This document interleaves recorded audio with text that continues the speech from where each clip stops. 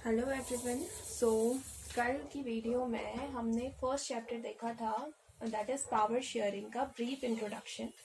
और उसमें हमने कुछ टॉपिक्स लिखे थे, 4 टॉपिक्स। उसमें फर्स्ट टॉपिक जो उसने एक दो एग्जाम्पल्स दिए हुए थे, that is first is the story of Belgium.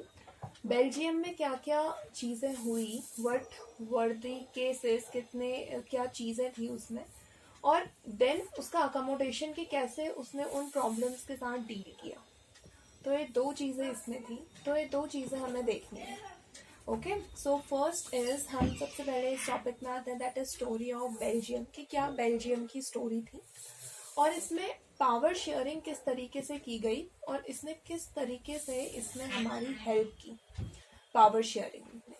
तो ये हम देखेंगे। तो सबसे पहले, what is the story of Belgium. This is the rough map diagram of the country Belgium. तो बेल्जियम एक कंट्री है, किसकी?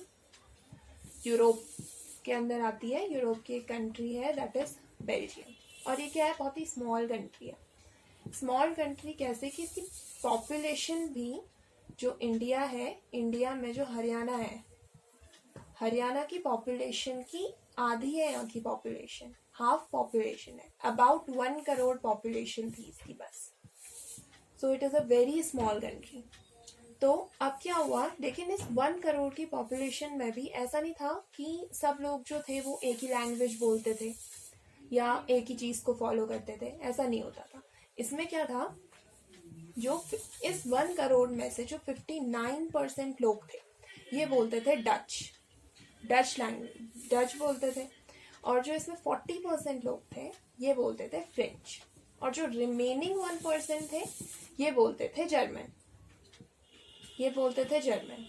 अब क्या था कि इन सब में क्या थी, इनकी लैंग्वेज की वजह से क्या बनी हुई थी, कम्युनिटी बनी हुई थी जो एक दूसरे से बिल्कुल डिफरेंट थी, बिल्कुल ही डिफरेंट थी एक दूसरे से। अब ये जो इसमें से फ्रेंच थी, जो 40% जो फ्रेंच थी, जो फ्रेंच बोलने वाली कम्युनिटी थी, ये क्या थे, बहुत ही रिच और पावरफुल थे।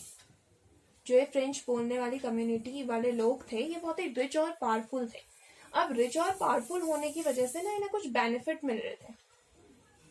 बेनिफिट क्या मिल रहे थे?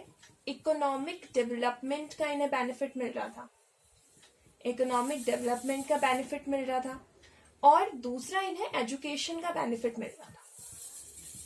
तो अब क्या हुआ कि वैसे तो थे ये माइनॉरिटी में इनके कंपैरिजन में, जर्मन तो खैर जर्मन बोलने वाले तो 1% लोग थे, लेकिन ये डच के कंपैरिजन में भले ही माइनॉरिटी में थे लेकिन ये बहुत ही रिच और पावरफुल थे, जिसकी वजह से इन्हें बेनिफिट मिल रहा था। जबकि ये मेजोरिटी में थे, इन्हें मिल सकता था, लेकिन ये लोग हो गए रिच और पावरफुल इनके कंपैरिजन में, तो इन्हें बेनिफिट मिला इकोनॉमिक डेवलपमेंट और एजुकेशन का।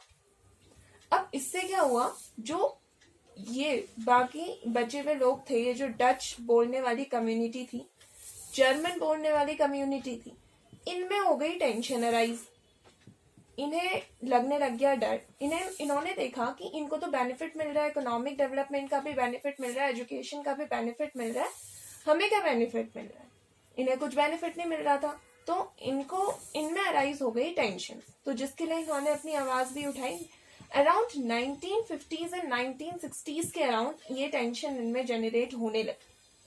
तो इन्होंने सोचा कि अब इसका सॉल्यूशन हमें चाहिए। तो इन्होंने अप्रोच किया किसे? बेल्जियम की गवर्नमेंट को।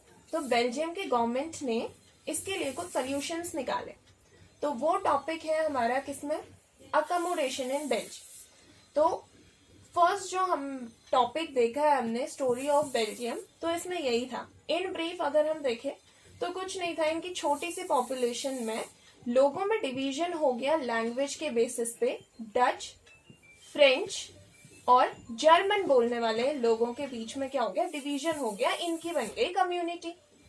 इनको बेनिफिट मिलने लग गए कुछ, तो इनके बीच में टेंशन अराइज हो गई। That is all about the story of Belgium. इतनी है इनकी स्टोरी, ठीक है। अब बात आती है मेन जो टॉपिक है हमारा, that is accommodation in Belgium की कैसे जो गवर्नमेंट थी बेल्जियम की उसने इसके साथ डील किया। तो अब इसमें आते हैं कि कैसे इसने इसके साथ डील किया। तो कैसे डील किया, जो बेल्जियम की गवर्नमेंट थी ये बेल्जियम है, बेल्जियम की गवर्नमेंट है। बेल्जियम की गवर्नमेंट ने क्या किया, कुछ चीजें करी कि जिससे उनमें ये जो टेंशन्स थी, ये जो डिस्प्यूट्स थे, इनकी कम्युनिटी के बीच में जो टेंशन अराइज हो रही थी, इसको वो कुछ हद तक सॉल्व कर पाए। तो इसने क्या किया, कुछ चीजें करी। उसमें से फर्स्ट चीज इसने क्या करी, अराउंड 1970 एंड 1993 के बीच में इसने डिसाइड कर लिया था कि अब मेरे को क्या करना है, जितने मेरी कंट्री में ऐसे डिफरेंसेस आ रहे हैं मुझे उन्हें हैंडल करना है। ठीक है, तो इसने हैंडल करने के लिए सबसे पहला जो काम किया वो इसने क्या किया, जो कॉन्स्टिट्यूशन होता है जिससे पूरी कंट्री चलती है जिसके अकॉर्डिंग, तो इसने इस कॉन्स्टिट्यूशन में क्या किए, कुछ अमेंडमेंट्स किए। What is amendments? अमेंडमेंट्स मतलब कुछ करेक्शंस किए, कुछ चेंजेस किए, कुछ चेंजेस कह सकते हैं हम, कुछ चेंजेस या फिर कुछ करेक्शंस किए अपने इसने कॉन्स्टिट्यूशन में। एक बार नहीं, दो बार नहीं, पूरे 4 टाइम्स इसने करेक्शन किए। 4 टाइम्स इसने करेक्शन किए और क्या किया, एक नया मॉडल निकाला, एक न्यू मॉडल निकाला। इस न्यू मॉडल में जिससे क्या होगा, पूरी कंट्री इनकी चलेगी, जिससे ये सारी जितनी 3 कम्युनिटीज इसके वहां बनी हुई थी ये सबको एक साथ ले आए। ऐसे इसने कुछ लॉज बनाए। ठीक है, उसमें इसने फर्स्ट लॉ ये बोला कि जो कॉन्स्टिट्यूशन में उसने लिख दिया कि एक हमारी क्या होगी, एक सेंट्रल गवर्नमेंट है। सेंट्रल गवर्नमेंट क्या होती है, जैसे पूरी कंट्री है, कंट्री में एक सेंट्रल गवर्नमेंट होती है। This is your central government जो पूरी कंट्री पे नजर रखती है। ठीक है, इसने बोला कि हम सेंट्रल गवर्नमेंट में क्या कर देंगे, जो फ्रेंच बोलने वाले और जो डच बोलने वाले लोग हैं इनको रख देंगे इक्वल नंबर में। मतलब कि सेंट्रल गवर्नमेंट में फ्रेंच बोलने वाले लोगों जो रिप्रेजेंटेटिव होंगे और जो डच बोलने वाले रिप्रेजेंटेटिव होंगे ये इक्वल नंबर में होंगे। ऐसा नहीं है कि फ्रेंच ज्यादा होंगे या डच ज्यादा होंगे। अब ऐसा करने से क्या बेनिफिट होगा, क्योंकि अगर सिर्फ फ्रेंच बोलने वाले लोग अगर यहाँ गवर्नमेंट में चले जाएं, वो गवर्नमेंट हमारी पूरी कंट्री चलाने लग जाए, तो वो क्या होंगे, ज्यादातर वो फ्रेंच बोलने वाले लोगों के तरफ उनका ज्यादा इंक्लाइनेशन होगा, वो उधर को ज्यादा झुकेंगे, उनके इंटरेस्ट के बारे में ज्यादा सोचेंगे, लेकिन इनको भूल जाएंगे। ऐसे ही अगर डच बोलने वाले आ गए तो वो इनके इंटरेस्ट का ध्यान नहीं रखेंगे, जो फ्रेंच बोलने वाली हमारी यहाँ कम्युनिटीज बनी हुई हैं। तो उन्होंने बोला कि इनको इक्वल नंबर में ले आओ, ताकि ये अगर इनके लिए कुछ गलत करने की सोचेगा डच बोलने वाले लोगों के साथ, कुछ गलत अगर उनके इंटरेस्ट का ध्यान नहीं रखेगा तो उसको ये देखेंगे, और अगर ये कुछ ऐसा करता है कि जिससे इनके इंटरेस्ट का ध्यान नहीं हो रहा तो ये उस पर नजर रखेगा, इस तरीके से। तो ऐसा कर, ये बहुत ही एक अच्छा स्टेप जो बेल्जियम की गवर्नमेंट ने लिया था वो यही था। और डिसीजन कोई भी हो उसमें दोनों की क्या होनी चाहिए, दोनों की सहमति होनी चाहिए। ऐसा नहीं कि सिर्फ इसने डिसीजन लिया और हो गया, इसको ये चाहता है कि मैं कुछ करूं और बिना इसकी किसके कंफर्मेशन के वो चीज हो जाएगी, नहीं होगी। तो उसने क्या बोला कि अगर हमें कोई भी चीज करनी है तो डिसीजन यूनिलेटरली नहीं लिए जाएंगे। मतलब कि एक को सही लगता है तो डिसीजन ले लिया, यूनिलेटरली ले लिया, ऐसा नहीं। दोनों को इक्वली क्या होना चाहिए, उस डिसीजन में दोनों एग्री करने चाहिए। ओके, सो ये इसका पहला चीज था जो इसने किया। क्या बोला कि फ्रेंच और डच बोलने वालों को क्या रखेंगे, हम इक्वल नंबर में रखेंगे सेंट्रल गवर्नमेंट में। और दूसरा कि दोनों की किसी भी डिसीजन के लिए क्या लेना होगा, इक्वल एग्रीमेंट होना चाहिए दोनों के बीच में। ओके, दोनों की इक्वल एग्रीमेंट चाहिए उसमें। देन सेकेंड क्या बोला उसने, सेकेंड बेल्जियम की गवर्नमेंट ने क्या किया, उसने बोला कि ब्रुसेल्स में, ब्रुसेल्स क्या है, ब्रुसेल्स है कैपिटल बेल्जियम की, कैपिटल ऑफ बेल्जियम है ब्रुसेल्स। तो उसने क्या बोला कि ब्रुसेल्स में क्या होगा, एक सेपरेट गवर्नमेंट हम बनाएंगे, एक सेपरेट गवर्नमेंट हम बनाएंगे। इस सेपरेट गवर्नमेंट में क्या होगा, इक्वल रिप्रेजेंटेटिव होंगे दोनों के। तो इक्वल रिप्रेजेंटेटिव तो उसमें भी थे, फर्स्ट वाला जो बात की थी उसने, लेकिन ये है कि ब्रुसेल्स में एक सेपरेट गवर्नमेंट भी बनाएंगे अपनी कैपिटल में। ओके, सो थर्ड और जो इम्पोर्टेंट चीज उसने बोली थी, उसने ये बोली थी कि 2 गवर्नमेंट तो होती हैं, एक सेंट्रल गवर्नमेंट और स्टेट गवर्नमेंट। स्टेट गवर्नमेंट सिर्फ अपनी स्टेट को देखती हैं, सिर्फ यूके की जो गवर्नमेंट होगी, उत्तराखंड की जो गवर्नमेंट होगी, वो महाराष्ट्र में जाके थोड़ी ना उनके अफेयर्स को संभालेगी, महाराष्ट्र में जाके नहीं संभालेगी।